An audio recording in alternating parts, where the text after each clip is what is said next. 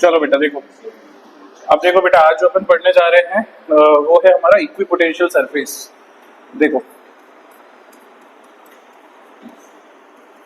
Equipotential surface, अब देखो equipotential surface क्या होता है और ये कैसे फॉर्म होता है वो सारी चीजें अपन लोग सीखेंगे। ठीक है बेटा, लेट अस सपोज कि हमने क्या कर रखा है, एक चार्ज ले रखा है। ठीक है, मान लो ये मेरा क्या है, प्लस क्यू चार्ज मैंने ले रखा है। ठीक है, अपन जब चैप्टर पढ़कर आए थे, कौन सा, फर्स्ट चैप्टर, तो मैंने आपको बताया था कि इसकी जो इलेक्ट्रिक फील्ड लाइंस होती हैं वो कैसी होती है, रेडियली आउटवर्ड्स होती है। ठीक है बेटा, ऐसा कुछ मैंने आपको ये कर दिखाया था जब इलेक्ट्रिक फील्ड लाइंस का कॉन्सेप्ट मैंने आपको समझाया था। ठीक है, अब आप समझना, मान लो कि हमारे पास एक पॉइंट है जो यहाँ पर है और इस पॉइंट को अपन लोग नाम दे देते हैं क्या, ए पॉइंट। ठीक है, ये चार्ज से अपन लोग अज्यूम कर लेते हैं कि आर डिस्टेंस पर है। वैसे ही बेटा हम लोग यहाँ पर अज्यूम कर लेते हैं कि हमारा ये बी पॉइंट है और यहाँ पे जो चार्ज है वो कितने डिस्टेंस पर है, आर डिस्टेंस पर है। इतनी बात समझ गए। अब मान लो बेटा मुझे क्या है, यहाँ पर पॉइंट ए पर और पॉइंट बी पर क्या करना है, पोटेंशियल निकालना है। यहाँ पर कितना पोटेंशियल है और यहाँ पर कितना पोटेंशियल है, ये निकालना है फॉर एग्जाम्पल। ठीक है, तो मैं क्या करूंगा बेटा, इन्फिनिटी लूंगा और वहां से एक चार्ज लेकर आऊंगा। जितना मुझे यहाँ तक पहुंचने के लिए, पॉइंट ए तक पहुंचने के लिए या पॉइंट बी तक पहुंचने के लिए जितना काम करना पड़ा, वो इस पॉइंट ए और बी का पोटेंशियल होगा। ठीक है, तो अब जैसे अपन जानते हैं जो पोटेंशियल निकालना होता है तो उसके लिए फॉर्मूला क्या होता है, 1/4πε0 Q/r फॉर्मूला होता है, याद है। अब r डिस्टेंस कितना था बेटा, जहां पर वो पॉइंट लोकेट होता है उसके बीच के डिस्टेंस को अपन लोग क्या कहते हैं, r डिस्टेंस कहते हैं। अब देखो यहाँ पर जब मैं पोटेंशियल एट बी निकालूंगा तो वो भी कितना आएगा, 1/4πε0, वो भी Q/r आएगा। क्यों सर, इसलिए आएगा बेटे दोनों सेम डिस्टेंस पर है। तो अगर आप ध्यान से देखो, ऐसे तो बहुत सारे पॉइंट्स होंगे, यहाँ पर भी हमारे पास एक पॉइंट सी होगा जो r डिस्टेंस पर होगा, यहाँ पर भी एक पॉइंट होगा जो बेटा r डिस्टेंस पर होगा, यहाँ पर भी एक पॉइंट होगा जो क्या होगा, r डिस्टेंस पर होगा, यहाँ पर भी एक पॉइंट होगा जो कि r डिस्टेंस पर होगा, यहाँ पर भी r डिस्टेंस और यहाँ पर भी r डिस्टेंस। ठीक है, तो अब जब जब मैं इन्फिनिटी से चार्ज लेकर आऊंगा बेटा, तो यहाँ पॉइंट ए पे जितना पोटेंशियल है वही पोटेंशियल मुझे बी पर मिलेगा, क्योंकि सेम डिस्टेंस है। देखो आर ही आ रहा है, यहाँ पर भी आर ही आ रहा है, सी पर भी वही, डी पर भी वही, ई पर भी वही, एफ पर भी वही, जी पर भी वही। तो यहाँ पर ये जो सरफेस फॉर्म हुआ, ये जो मैं डॉटेड लाइन से सरफेस बना रहा हूँ बेटा, ये जो सरफेस फॉर्म हुआ, इस सरफेस को कहा जाएगा इक्विपोटेंशियल सरफेस। ठीक बेटा, बात समझ में आ गई क्या बोला मैंने। इक्विपोटेंशियल सरफेस वो सरफेस होता है बेटा जिसके हर पॉइंट पर पोटेंशियल जो हो सेम हो, जिसके हर पॉइंट पर क्या जाएगा, अपना पोटेंशियल सेम जाएगा। वो जो बेटा सरफेस फॉर्म होता है उसे कहा जाता है क्या, इक्विपोटेंशियल सरफेस। तो अपन लोग डिफाइन करेंगे किसको, इक्विपोटेंशियल सरफेस। डेफिनेशन देखो बेटा, सरफेसेस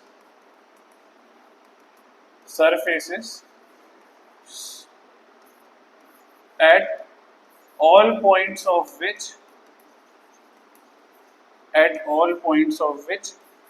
potential क्या रहेगा, सेम रहेगा। ठीक है ना बेटा, क्लियर है बात, क्या बोला मैंने बेटा, ऐसा एक सरफेस जिसके हर पॉइंट पर पोटेंशियल जो रहेगा वो क्या कहलाएगा, इक्विपोटेंशियल सरफेस कहलाएगा, है ना। ऐसा बेटा ये भी तो हो सकता है जो पॉइंट्स हो वो और भी सारे हो, मतलब हो सकता है बेटा जितना मान लो ये डिस्टेंस मैंने आर लिया था, अब मैं एक अज्यूम कर लूं कि मेरे पास जो एक पॉइंट आ रहा है वो यहाँ पर आ रहा है, तो इसका डिस्टेंस क्या हो जाएगा, r1 हो जाएगा। ऐसे यहाँ पर भी एक पॉइंट आएगा, ऐसे भी एक पॉइंट आएगा, समझ में आ रही है बात। तो ये सारे भी क्या बना लेंगे बेटा, इक्विपोटेंशियल सरफेस। बात क्लियर है। ऐसा सरफेस जिसके हर पॉइंट पर पोटेंशियल क्या रहने वाला है, सेम रहने वाला है, उसे कहा जाता है बेटा इक्विपोटेंशियल सरफेसेस। ठीक है बेटा, अब अपन लोग देखते हैं कि अलग अलग सिस्टम के हमारे इक्विपोटेंशियल सरफेसेस बनते कैसे। देखो सबसे पहले अपन लोग ले लेते हैं बेटा, आप इसको हेडिंग डाल सकते हो क्या, रिप्रेजेंटेशन ऑफ,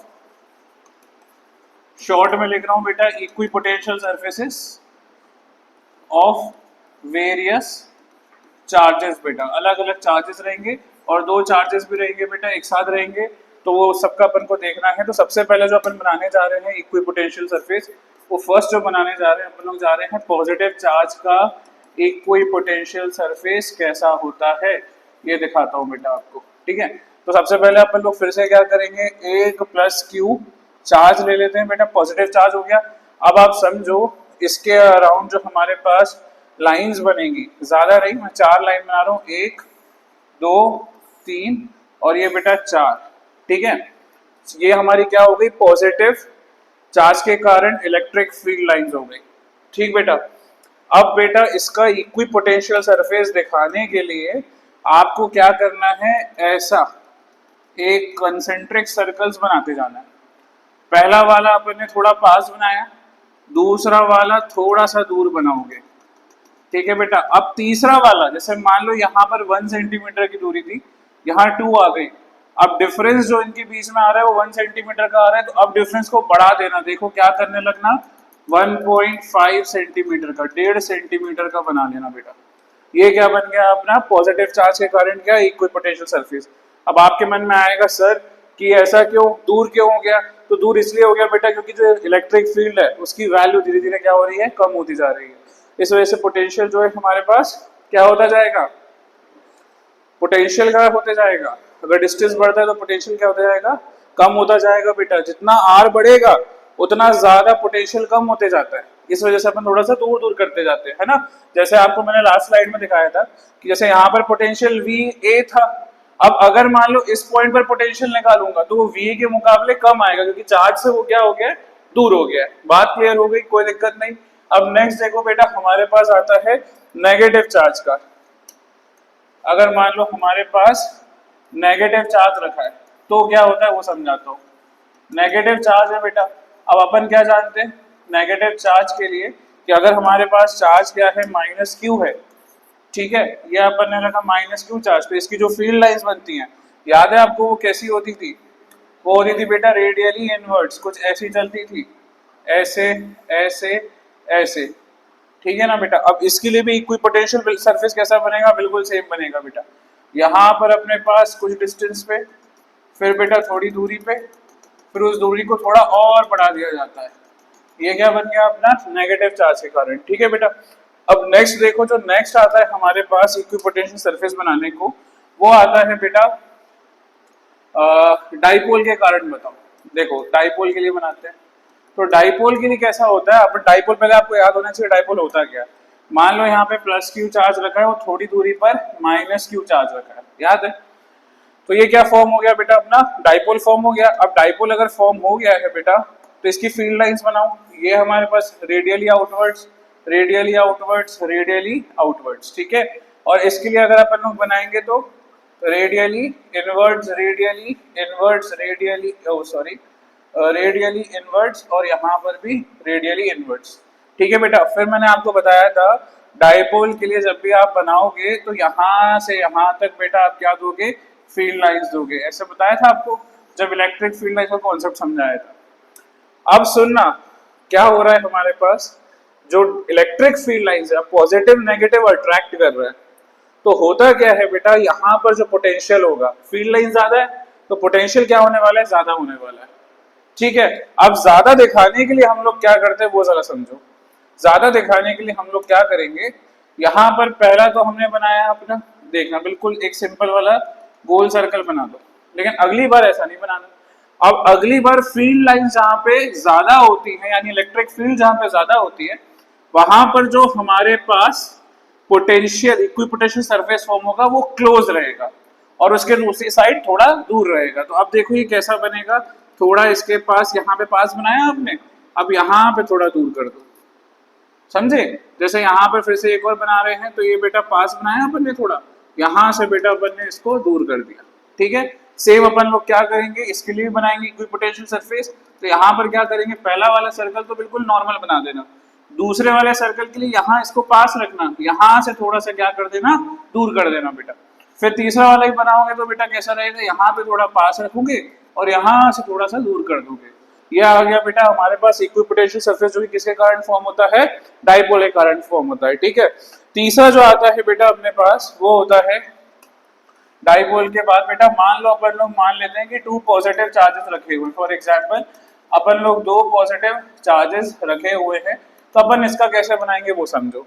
देखो बेटा, यहाँ पर अपन लोगों ने प्लस क्यू रखा, ठीक है, और यहाँ पर भी अपन ने क्या रखा, प्लस क्यू रखा। तो बेटा इनकी मुझे पहले बताओ इलेक्ट्रिक फील्ड लाइंस कैसी रहेंगी, रेडियली आउटवर्ड्स, इसकी इधर, इसकी भी बाहर, इसकी इधर।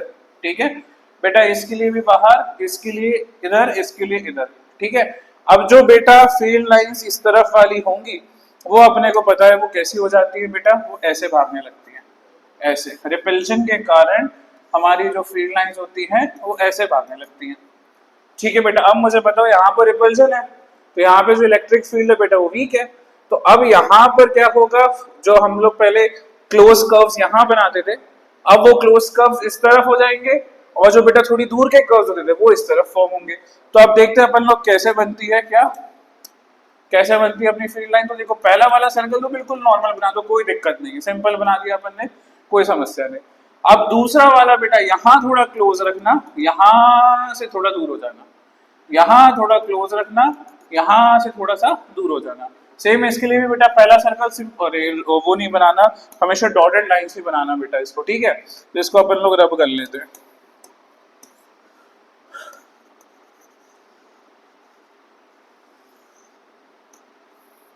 अब देखो इसके लिए कैसे बनेगा, पहला वाला बहुत सिंपल नॉर्मली अपन ने बना दिया ऐसा। अगली बार बेटा पास यहाँ पर रहेगा, दूर इधर कर देना, पास यहाँ पर रखना, दूर इधर कर देना। अब ऐसा क्यों हो रहा है वो रीजन पता है ना, यहाँ पे इलेक्ट्रिक फील्ड लाइंस कम है तो कम हो जाएगा, तो बेटा ये थोड़े से फैल जाते हैं, यहाँ पे फोर्स नहीं है उतना, यानी फील्ड नहीं है उतनी, तो ये बेटा इस साइड में दूर रहेंगे और इस साइड में बेटा थोड़ा पास रहेंगे, ठीक है। ये हो गया हमारे पास तीसरा बेटा, चौथा हो गया। नेक्स्ट देखो बेटा हमारे पास आता है यूनिफॉर्म इलेक्ट्रिक फील्ड के लिए कैसा होगा, तो देखो यूनिफॉर्म इलेक्ट्रिक फील्ड के लिए अपन लोग फील्ड बना लेते हैं बेटा। पहले यूनिफॉर्म इलेक्ट्रिक फील्ड को कैसे रिप्रेजेंट करते हैं पहले तो आप ये बताओ। इसके लिए बेटा अपन लोग सिंपल पैरेलल लाइंस लेते हैं, ऐसी ऐसी, बिल्कुल सिंपल स्ट्रेट पैरेलल लाइंस लेते हैं, ठीक है। अब इसके लिए जो बनता है बेटा वो थोड़ा सा अलग सा बनता है, प्लेन के फॉर्म में बनता है। अब जैसे मैं आपको दिखाऊं,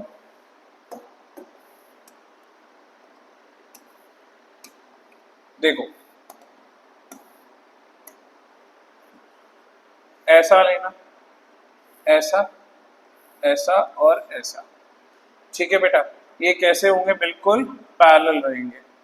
बात समझ में आ रही है बेटा, ऐसा ऐसा ऐसा और ऐसा पैरेलल रहेंगे, बिल्कुल प्लेन्स जो रहेंगे वो पैरेलल रहेंगे।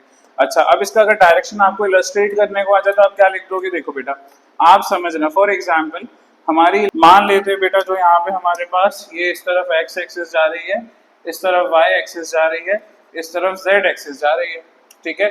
मान लेते हैं बेटा हमारी जो इलेक्ट्रिक फील्ड है उसका जो डायरेक्शन है वो किस तरफ है बेटा, टुवर्ड्स एक्स एक्सिस तरफ है। तो अब देखो ये जो प्लेन फॉर्म होंगे ये कैसे फॉर्म होंगे बेटा, ये ऐसे फॉर्म होंगे। यानी बेटा अगर हमारे पास इलेक्ट्रिक फील्ड जो है, अब आप उस फिगर को समझ पाओगे, ये मैंने क्या किया है बेटा, बिल्कुल ऐसे रख दिया है, समझ गए कैसे, ऐसे जैसे ये हमारी इलेक्ट्रिक फील्ड जा रही है। तो अब मुझे बताओ ये कहाँ लाया करेगा, ये तो वाई जेड प्लेन पे लाया करेगा ना, ये वाई जेड प्लेन पे लाया करेगा। तो हमारे equipotential surfaces uniform electric field है अगर, तो कैसे लाया करते हैं बेटा, वाई जेड प्लेन पे लाया करते हैं। अब मान लो अगर इलेक्ट्रिक फील्ड हमारी जेड एक्सिस तरफ हो गई तो वो कहाँ लाया करने लगेंगे, एक्स वाई प्लेन पे लाया करने लगेंगे। मान लो इलेक्ट्रिक फील्ड वाई एक्सिस तरफ हो गई तो बेटा वो कैसे लाया करने लगेंगे, ऐसे लाया करने लगेंगे। बात समझ में आ रही, जेड एक्स प्लेन में। तो ये हमारे पास क्या होता है, रिप्रेजेंटेशन होता है अलग अलग इक्विपोटेंशियल सर्फेसेस का, ऑफ इक्विपोटेंशियल सर्फेसेस। क्या क्या प्रॉपर्टीज है वो समझो बेटा। इक्विपोटेंशियल सर्फेसेस के लिए मैं यहाँ पर क्या लिख देता हूँ, ईपीएस लिख दे रहा हूँ, ठीक है, आपको समझने के लिए काफी हो जाएगा। अब देखो सबसे पहले क्या करेंगे, सबसे पहले प्रॉपर्टी तो बेटा डेफिनेशन में छुपी है बेटा, at every point of equipotential surface, at every point of equipotential surface potential रहेगा क्या, सेम, पोटेंशियल रिमेन्स सेम। यानी मैं ऐसा बोल सकता हूँ चेंज इन पोटेंशियल क्या रहने वाला है बेटा, जीरो रहने वाला है, किसी प्रकार का चेंज हमारे को नहीं देखने को मिलेगा, ठीक है। Change in potential is zero, किसके लिए, सिर्फ इक्विपोटेंशियल सरफेस के लिए। सेकंड जो बेटा हमारी प्रॉपर्टी बनती है वो थोड़ी सी इंटरेस्टिंग है और ये बेटा ना प्रूफ करने को भी आ जाता है, ठीक है।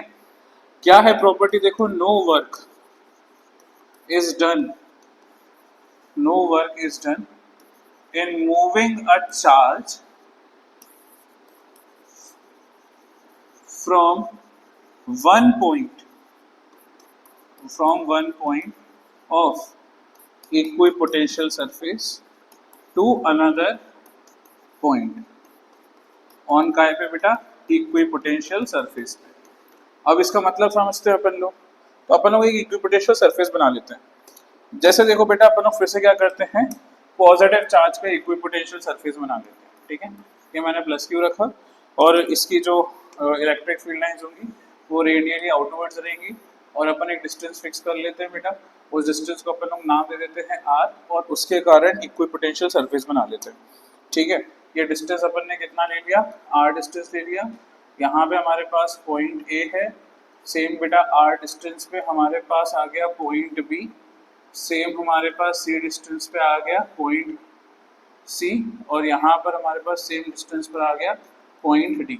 ठीक है बेटा, अब जो इक्विपोटेंशियल सरफेस फॉर्म होगा वो कैसा फॉर्म होगा, ऐसा फॉर्म होगा बेटा, है ना, point A B C D से होता हुआ। ठीक है, सारे सेम डिस्टेंस पे। ठीक है, तो अब देखो, मान लो बेटा मेरे पास एक चार्ज है, ठीक है, मान लो टेस्ट चार्ज है क्यू नॉट है और मुझे इसको क्या करना है, लेकर जाना है कहाँ पे बेटा, पॉइंट बी पर। ठीक है, मुझे बताओ यहाँ पर पोटेंशियल कितना रहेगा, इसको नाम दे देते 1/4πε0 कितना रहेगा, क्यू बाय आर, और यहाँ पर जो पोटेंशियल रहेगा वो भी कितना रहेगा, 1/4πε0 क्यू बाय आर रहेगा। ठीक है, अब बेटा मुझे, अपन जानते हैं जो पोटेंशियल डिफरेंस होता है वो किसके बराबर होता है, कितना काम करना पड़ा अपॉन चार्ज, फॉर्मूला होता है। अब पोटेंशियल डिफरेंस कितना है बेटा ये बताओ, V A minus V B, ये हमारा पोटेंशियल डिफरेंस हो जाएगा, वर्क आ गया अपॉन चार्ज आ गया। अब वी ए पर पोटेंशियल कितना है देखो, वही सेम, वी बी पर पोटेंशियल कितना है देखो सेम, तो यहाँ आ गया 0 is equal to work upon Q naught, यहाँ से वर्क मिल गया अपने को कितना बेटा, 0 इंटू क्यू नॉट।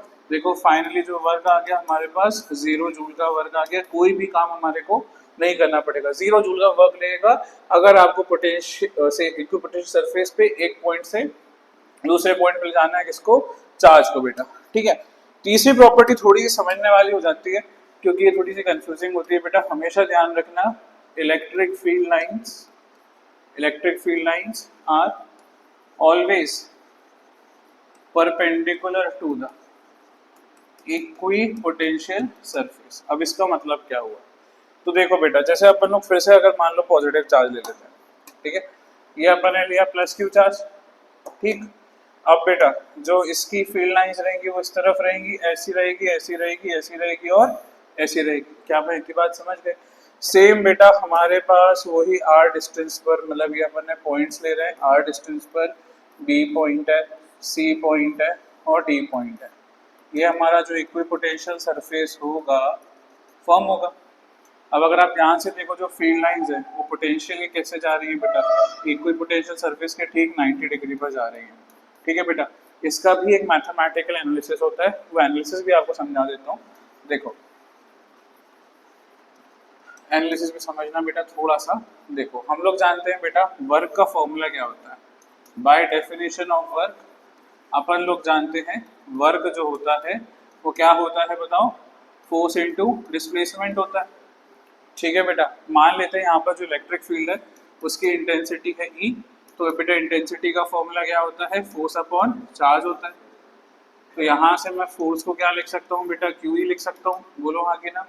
इस फोर्स की जगह मैंने क्या पुट कर दिया बेटा, QE पुट कर दिया, तो यहाँ आ गया QE dx। ठीक है बेटा, इतनी बात समझ गए। अब एक चीज समझना बेटा, जो ये QE रहेगा और dx जो रहेगा, आपको पता है जो वर्क होता है वो डॉट प्रोडक्ट से निकलता है, तो यहाँ पे जो वर्क का कंप्लीट फॉर्मूला आएगा डॉट प्रोडक्ट के कारण वो आएगा QE dx cos थीटा। क्या अपन इतनी बात समझ गए, वर्क का फॉर्मूला तैयार हो गया।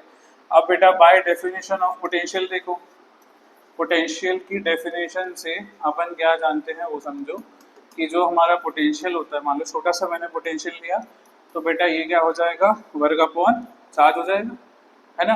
तो यहाँ से बेटा वर्क को क्या लिख सकता हूँ, पोटेंशियल इनटू चार्ज लिख सकता हूँ।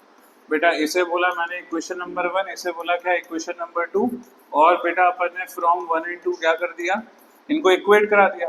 ठीक है, तो ये क्या आ गया QE dx, ठीक है, cos theta is equal to कितना आ गया, dV इंटू Q। ठीक है बेटा, Q से Q तो चला ही जाएगा, ठीक है ना। अब बेटा मुझे बताओ, इक्विपोटेंशियल सरफेस था, ये dv जो है यानी चेंज इन पोटेंशियल जो है वो कितना हो जाएगा, जीरो हो जाएगा। इक्विपोटेंशियल सरफेस के लिए जीरो होता है। तो यहाँ हमारे पास जो बचा वो बचा E D X cos theta is equal to zero. अब बेटा इलेक्ट्रिक फील्ड होगी, बिल्कुल होगी सर, क्योंकि तभी तो बेटा हमारे पास ईपीएस फॉर्म होगा, इक्विपोटेंशियल सरफेस फॉर्म होगा। दूसरा डिस्प्लेसमेंट होगा, बेटा चार्ज को मूव कराना है तो डिस्प्लेसमेंट तो होगा ही होगा, ठीक है। लेकिन बेटा ये तो जीरो हो रहा है, तो कोई तो ऐसा फैक्टर जो यहाँ पे जीरो हो रहा है, तो वो कौन सा फैक्टर होता है, cos theta. Cos theta is equal to क्या किया, जीरो। तो बेटा कॉस थीटा की वैल्यू जीरो कब होती है, कॉस 90 पे। कॉस से कॉस कट गया, थीटा आ गया कितना, 90 डिग्री। बेटा प्रूफ हो गया हमारे पास कि इलेक्ट्रिक फील्ड लाइंस हमेशा क्या होती है, परपेंडिकुलर होती है इक्विपोटेंशियल सरफेस के।